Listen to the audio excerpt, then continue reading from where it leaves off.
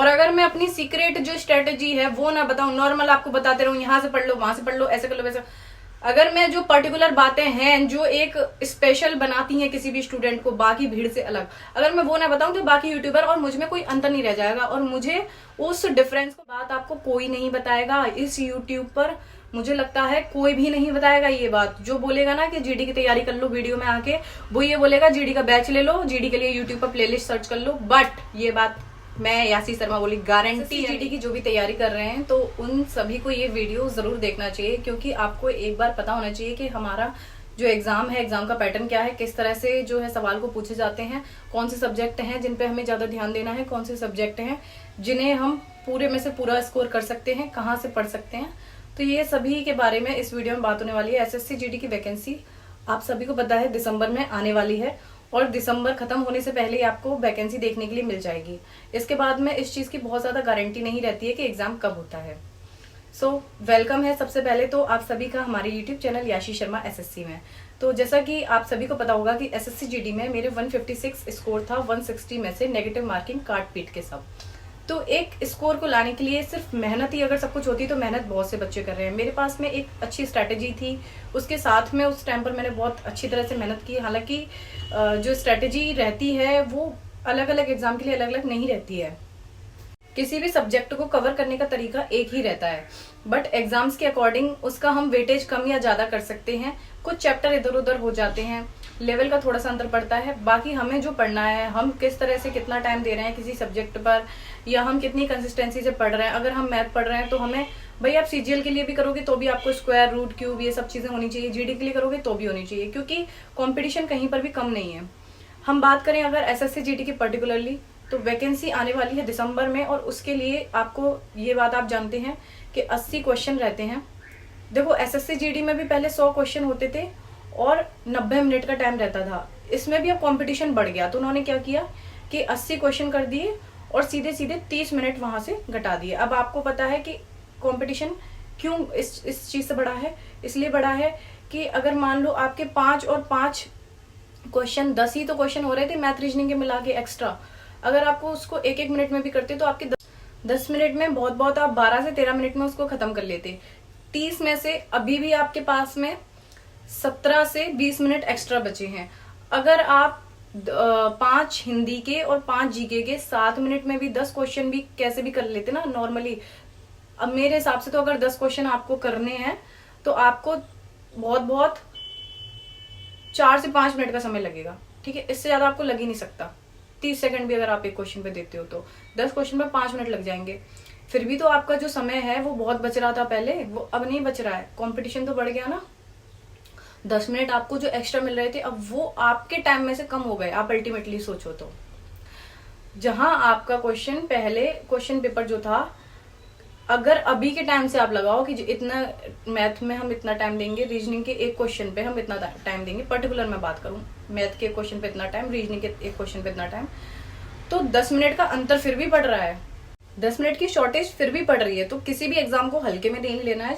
आप कोई बोले कि जीडी में क्या है, ऐसा है वैसा है, भाई पेपर में बैठो एक बार। जब 50 लाख की संख्या में फॉर्म भरे जाते हैं और उसमें जब एग्जाम जो कट ऑफ हाई जाती है और नेगेटिव मार्किंग रहती है, हर एक क्वेश्चन पे टिक नहीं लगा सकते, तो बहुत सारी चीजें रहती हैं। इसलिए किसी भी एग्जाम को हमें हल्के में नहीं लेना है। और ये डराने वाली बात नहीं है, डिमोटिवेट करने वाली बात नहीं है, ये बात है आपको अलर्ट करने की, कि आप समय रहते इन चीजों पे अलर्ट हो जाएं। क्योंकि अभी देखो दिल्ली पुलिस की वैकेंसी आई, 2 महीने बाद पेपर। अब मुझे क्या कमेंट आ रहे हैं, बहुत सारे लोगों के आ रहे हैं कि दीदी हमने कुछ भी नहीं पढ़ा है, फ्रेशर हैं, क्या अब हम कर सकते हैं? तो उनको मेरा जवाब है, फ्रेशर हो तो नहीं कर सकते हो, बेसिक जिनका पहले से कंप्लीट है वो कर सकते हैं। भाई यही सवाल अगर आप मुझसे 6 महीने पहले पूछते ना, तो मेरा आपको जवाब होता कि हाँ बेसिक भी कंप्लीट नहीं है तो भी कर सकते हो। 6 महीने पहले आप क्यों सोए हुए थे? एग्जाम की जब वैकेंसी आ जाती है, नोटिफिकेशन आ जाता है, एग्जाम की डेट सामने होती है, तभी आप क्यों जगते हो? ये बताओ, पहले से अलर्ट हो जाओ। अभी एसएससी जीडी के लिए मैंने आपको पहले से अलर्ट कर दिया। लास्ट में जब वैकेंसी आ जाए, पेपर में 2 महीने हो, 1.5 महीना हो, तब मत कमेंट करना आप आके कि अब हम तैयारी कर लें। क्या जिसको करनी है आज से लग जाओ, लास्ट में मत लगना। क्योंकि क्या फायदा है जब तुम 1.5 महीने 2 महीने पढ़ोगे और तुम्हारा कुछ भी नहीं है, ना के बराबर तुम्हारा सिलेबस कंप्लीट है, उस 1.5-2 महीने को भी क्यों बर्बाद करना? चिल करो, एंजॉय करो। क्यों अपनी जवानी के 1.5-2 महीने भी बर्बाद कर रहे हो भाई? करने हैं तो 6 महीने करो, वो बर्बाद नहीं होंगे, वो इन्वेस्ट होंगे। वो इन्वेस्टमेंट आपकी कहीं काम आएगी। आपने 1.5 महीने 2 महीने पढ़ा, उसका कोई फायदा नहीं है, फिर आप उसमें फेल हो गए, फिर अगली कोई वैकेंसी आएगी, उसका भी आप नोटिफिकेशन आ जाएगा, तब पढ़ने बैठोगे, फिर उसके लिए 2 महीने बर्बाद करोगे। एक टारगेट रखो, उस पर काम करो, 6 से 7 महीने किसी भी एग्जाम के लिए दो, वो आपका एग्जाम निकल जाएगा। और वैकेंसी आने पे पढ़ोगे ना, वो एग्जाम आपका नहीं निकलेगा। और जो 2-4 अपवाद हैं जिनका निकल जाता है, तो भाई ना तो आप ये मान के चलो कि मैं बहुत ज्यादा ब्रिलियंट हूं, हो सकता है वो ब्रिलियंट रहा हो सकता है उसने 13-13 घंटे 14-14 घंटे पढ़ाई करी हो, तो आप कर लोगे इतनी मेहनत? हो सकता है उसकी किस्मत बहुत ही जोरदार शानदार हो। तो सभी चीजों को देखते हुए आपको अपनी मेहनत पे विश्वास रखना है। किस्मत भी होती है कहीं ना कहीं, लेकिन जो ज्यादा होता है वेटेज, वो आपकी मेहनत का होता है। तो ज्यादा आप मेहनत का वेटेज रखो तो किस्मत भी आपकी कहीं ना कहीं साथ देगी। अच्छे कर्म करो, भगवान की पूजा करो, किसी का बुरा मत करो, किसी का बुरा मत चाहो, हमेशा सबके लिए अच्छा करो। किसी की तो दुआ लगेगी, किसी की बदुआ लेने से अच्छा है किसी की दुआ लो। भाई 20 क्वेश्चन आते हैं हिंदी के, 20 आते हैं मैथ के, 20 आते हैं रीजनिंग के, और 20 जीके के।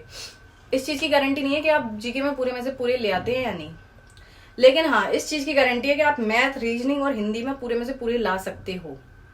मैथ रीजनिंग में तो आपको तुक्के मारने की भी जरूरत नहीं पड़ती है, आपको पता होता है कि आपका आंसर निकल रहा है कि नहीं निकल रहा है। हिंदी में 2-3-4 क्वेश्चन ऐसे होते हैं जो कि कभी कभी मतलब ऐसे आ जाते हैं। मान लीजिए आप शब्दावली हम कह सकते हैं, पर्यायवाची विलोम जो हमने कभी नहीं पढ़े होते हैं वो आ जाते हैं, हमें तुक्का लगाना पड़ता है। तो जीडी में आपको बहुत ज्यादा सोचने की जरूरत नहीं है। अब तो 1/8 की नेगेटिव मार्किंग कर दी है, 8 सवाल गलत होंगे तब 1 का नंबर कटेगा, पूरे में से पूरे अटेम्प्ट करने हैं। ठीक है, दूसरी चीज है हिंदी अगर आप पढ़ना चाहते हैं तो अगर आप तैयारी कर रहे हैं जीडी की, भाई यूपी पुलिस की एक बार हिंदी पढ़ लो। साहित्य भले मत पढ़ो क्योंकि जीडी में साहित्य नहीं आता, व्याकरण और शब्दावली। व्याकरण क्या होता है? संधि, समास, सर्वनाम और ये सारी चीजें जो भी हैं ये व्याकरण के अंतर्गत आती हैं। और रस, छंद, अलंकार वगैरह ये सब नहीं आता है, साहित्य नहीं आता है। कौन सी किताब, कौन सा लेखक, संपादन, ये सारी चीजें नहीं आती, ये नहीं करना है। शब्दावली क्या हो गई? विलोम, पर्यायवाची, मुहावरे, लोकोक्ति, ये सब आप यूपी पुलिस के बैच से पढ़ लो। ठीक है, जो जीडी की तैयारी करेगा जीडी के ही बैच से पढ़ेगा, लाखों बच्चे उसको पढ़ रहे हैं, आप कैसे आगे निकलोगे ये बात आपको कोई नहीं बताएगा। इस यूट्यूब पर मुझे लगता है कोई भी नहीं बताएगा ये बात। जो बोलेगा ना कि जीडी की तैयारी कर लो वीडियो में आके, वो ये बोलेगा जीडी का बैच ले लो, जीडी के लिए यूट्यूब पर प्लेलिस्ट सर्च कर लो। बट ये बात मैं यासी शर्मा बोली, गारंटी है मेरी, यूपी पुलिस की अगर तुमने हिंदी कवर कर ली, उस लेवल की अगर तुमने हिंदी कवर कर ली, तो तुमको जीडी में हिंदी में कोई नहीं हरा सकता। तुम 4th क्लास की एक बार मैथ पढ़ लोगे, तुम्हें फर्स्ट में कोई हरा लेगा क्या? वही अंतर है। फर्स्ट की पढ़ोगे तो उसमें पूरे फर्स्ट में पूरे में से पूरे नहीं आएंगे, 4th की मैथ पढ़ोगे तो फर्स्ट में पूरे से पूरे नंबर मार दोगे। हिंदी पढ़ो यूपी पुलिस की वाली, मैथ और रीजनिंग पढ़ो यूपी पुलिस के बैच से। भाई बैच ले लो, क्या फर्क पड़ता है? 200-500 रुपए अपनी पढ़ाई पे इन्वेस्ट नहीं कर सकते क्या? दोस्तों के साथ जाते हो, समोसे खा लेते हो, इतने के पता नहीं चलते कहाँ गए। पिक्चर देखिए 400-500 रुपए खत्म। एक बैच ले लो, आपके बहुत काम आएगा, जिंदगी सुधार देगा आपकी। मैं सच बताऊं ना, एक तो यूपी पुलिस वाला ले लो और आप एक बैच और ले लेना भाई, और नहीं लेना हो तो यूट्यूब से पढ़ लेना। मैथ, रीजनिंग, हिंदी जिसने यूपी पुलिस के बैच से कर ली, उसको जीडी में इन 3 सब्जेक्ट में कोई नहीं हरा सकता। अब बात कर ले हम जीके जीएस की, तो जीके जीएस के लिए आप यूपी पुलिस वाले बैच से मत पढ़ना। ठीक है, क्योंकि उसका जो मतलब टाइप है वो थोड़ा सा अलग आता है। और रीजनिंग में भी एक बात और बता दूं, यूपी पुलिस में जो क्वेश्चन है, जैसे मानसिक अभिरुचि वाले जो चैप्टर है वो जीडी में नहीं आता है, तो उसको आप मत पढ़ना। जैसे आपको पता है जीडी में मेरा क्यूब आएगा, मान लीजिए जो डाइस है वो आएगा, क्यूब नहीं डाइस है आएगा, नंबर सीरीज आएगी, कोडिंग डिकोडिंग आएगी। तो जो चैप्टर जीडी में आते हैं वो चैप्टर आपको पढ़ने हैं, सिर्फ वही चैप्टर पढ़ने हैं यूपी पुलिस वाले बैच से। अब ये आपको डिसाइड करना है कि कौन से चैप्टर आते हैं। एक लिस्ट बनानी है जीडी के सिलेबस की, इतना तो कर सकते हो आप। नहीं कर सकते तो वीडियो में कमेंट कर दो, मैं वीडियो बना के अपलोड कर दूंगी। जीडी में सब्जेक्ट वाइज वीडियो बना दूंगी। रीजनिंग में कौन से चैप्टर ज्यादा इंपॉर्टेंट है, कौन से चैप्टर से क्वेश्चन आते हैं, मैथ में कौन से आते हैं और हिंदी में कौन से आते हैं, कमेंट कर देना अगर आपसे इतनी भी मेहनत नहीं होती। वैसे तो कायदे से आपको इतना करना चाहिए, जीडी का सिलेबस निकालो और उसको रखो। उन चैप्टर, वो जो चैप्टर के नाम है, चाहे वो मैथ के हो, चाहे रीजनिंग के हो, चाहे हिंदी के हो, उन चैप्टरों को यूपी पुलिस वाला जो बैच है वहां से पढ़ लो। जो चैप्टर जीडी में नहीं आते हैं, हो सकता है वो यूपी पुलिस में आते हो, उन चैप्टरों को नहीं करना, कोई जरूरत नहीं है। ठीक है, बस उतना करना है जो जीडी में चैप्टर आता है। आपको लेवल बढ़ाना है ना अपना, तो वो चैप्टर यूपी पुलिस वाले बैच से पढ़ने हैं, एक्स्ट्रा चैप्टर नहीं पढ़ने हैं। ठीक है, मैथ का, रीजनिंग का, हिंदी का मैंने आपको बता दिया क्लियरली। जीके जो है आपको यूपी पुलिस वाले बैच से नहीं करनी है। जीके के लिए मैं अच्छी बुक और प्लेलिस्ट बता दूंगी, अगर आपको चाहिए तो आप कमेंट में बता देना। जो भी किसी को डाउट आ रहा है, कुछ भी पूछना है, कमेंट कर दो, हर एक बंदे का रिप्लाई मैं देती खुद पर्सनली। भाई अगर आपको कोई भी डाउट आ रहा है, ऐसा आपका डाउट है कि 1 लाइन में अगर मैंने रिप्लाई दे दिया आपका डाउट क्लियर हो जाएगा। किसी ने पूछा कि मेरी हाइट 150 सेंटीमीटर है, हो जाएगा कि नहीं, तो उसका हम आंसर दे सकते हैं हो जाएगा या नहीं हो जाएगा, यस या नो।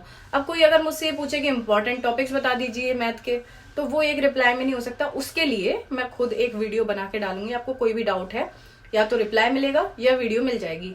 तो अगर आप चैनल पर नए हैं तो चैनल को सब्सक्राइब करते हुए जाना, क्योंकि भाई मेरे जो 156 वाली स्ट्रेटेजी है ना, वो स्ट्रेटेजी तुम तक पहुंचनी चाहिए।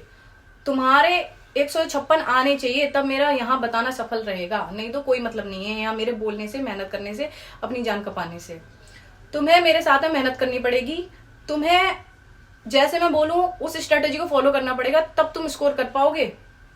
और अगर मैं अपनी सीक्रेट जो स्ट्रेटेजी है वो ना बताऊं, नॉर्मल आपको बताते रहूं, यहाँ से पढ़ लो, वहां से पढ़ लो, ऐसे कर लो, वैसे, अगर मैं जो पर्टिकुलर बातें हैं जो एक स्पेशल बनाती हैं किसी भी स्टूडेंट को बाकी भीड़ से अलग, अगर मैं वो ना बताऊं तो बाकी यूट्यूबर और मुझ में कोई अंतर नहीं रह जाएगा। और मुझे उस डिफरेंस को मेंटेन करके रखना है कि मेरे साथ में, आपको पता है जो पिछली बार जीडी वाले बच्चे थे, मेरे पास में उनकी चैट पड़ी है, आप कहो तो मैं उनको दिखाऊं। सौइयों बच्चे हैं जिन्होंने मुझे मैसेज किया है कि दीदी हम आपके नोट से पढ़े, हम आपकी जो है आपकी गाइडेंस से हमारा उसमें नाम आया है लिस्ट में। अभी उनके जो है फिजिकल वगैरह हो चुके हैं जो भी है, और अभी उनका मेडिकल बाकी रह रहा है, और फाइनल मेरिट का वो वेट कर रहे हैं वो बच्चे मुझसे पढ़ के। आप कहो तो मैं आपको स्क्रीनशॉट शेयर करूंगा अपने यूट्यूब पे। अगर किसी को नोट्स चाहिए तो मैंने अपने टेलीग्राम में शेयर करे हुए हैं, टेलीग्राम का लिंक आपको डिस्क्रिप्शन में मिल जाएगा। अगर आप मेरे साथ जुड़ना चाहते हैं आगे स्ट्रेटेजी के लिए तो चैनल को सब्सक्राइब कर लेना। वीडियो कैसी लगी है कमेंट करके बताना। जिस भी भाई को कोई भी दिक्कत आ रही है, आपकी बहन यहाँ तैयार है आपको उस चीज का सॉल्यूशन देने के लिए। कमेंट करके बस बताना है, उससे ज्यादा कुछ भी नहीं करना। आगे जुड़े रहने के लिए सब्सक्राइब करना है, बस इतनी आप थोड़ी सी मुझे फीस दे सकते हैं आपको गाइड करने की, मैं सारी चीजें बताने की। तो बस आज के लिए इतना ही है। डिटेल वीडियो आएगी, टॉपिक वाइज, सब्जेक्ट वाइज बिल्कुल आएगी, कि हिंदी के लिए टॉपिक वाइज वीडियो आएगी और मैथ के लिए आएगी, रीजनिंग के लिए, जीके के लिए, जिससे मैं एक एक वीडियो में एक एक सब्जेक्ट को एकदम पुर्जे खोल के रख देंगे, बिल्कुल क्लियर कर देंगे कि इसमें क्या करना है और क्या नहीं करना है। एक वीडियो में सब कुछ बताना पॉसिबल नहीं होता, आप भी जानते हैं ये बात। इसके लिए मुझसे जुड़े रहिए। जय हिंद, जय भारत, हर हर महादेव।